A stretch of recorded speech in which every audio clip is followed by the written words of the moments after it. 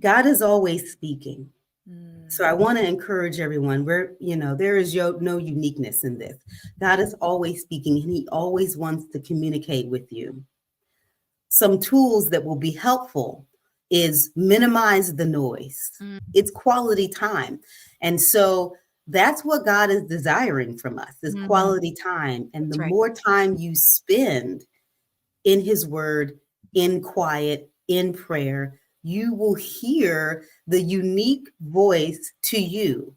Yeah. Some hear it in songs, some hear it, audibly. There's messages that come in, there's signs, there's confirmations. You'll know, you'll get that snowflake, as I say, what's really unique to you. What does it mean to be divinely aligned? How do we do that? And that divine alignment, if you think about how a cross is shaped, right? And that T and how that alignment is just up and down, right? You getting in God's will. That looks like surrender. That looks like obedience. That looks like walking in faith. Okay. That looks like having trust in God. And so those are things when you are in alignment with the will of God for your life. And that really boils down to what Aaron and I talk about all the time, which is obedience. Okay. Getting in that alignment from there, that is where you have that connectivity. That's where you have that relationship. That's where you're really in that flow and in the will of God for your life, where he hears your desires and he knows what you would like to do. He hears your heart. He does. But ultimately, it's God's will that will prevail. And you have to learn to really settle in that. And that's really, Aaron, where I've been walking people along. That surrender in July of 2018 for me, it's in my upcoming book that'll be coming out prayfully in the next year. And that chapter is called The Ultimate Surrender. And so that's where it starts. It's just releasing control and saying, Abba, you've got it. You've always had it. But now I'm fully yielded to that concept of you always having it, Mm.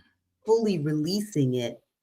And now my days, when I tell you they're so stressed, I mean, Aaron, it's just like you're floating from day to day. Yes. You're not feeling like, oh, I need a vacation because I'm stressed out. No, because everything that I'm doing is in the will of God. So I don't need Mm. to escape, That's right. right, from doing something in my will.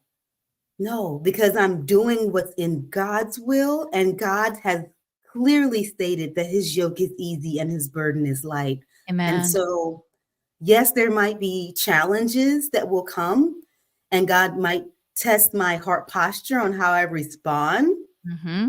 right? Mm-hmm. Always growing, always deepening but at the end of the day, it has been an amazing journey of Mm. just surrendering to God's will. Mm-hmm. Mm-hmm. Tell us about, and by the way, everyone that's listening, Wynn's links are going to be in the show notes. What is the obedience coaching? Like why and what Mm. and how?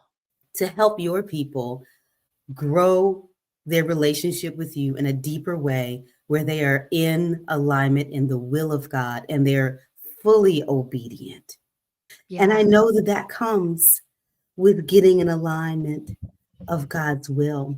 So Mm. my parting words would be, if you do nothing else, if you do nothing else, maintaining, establishing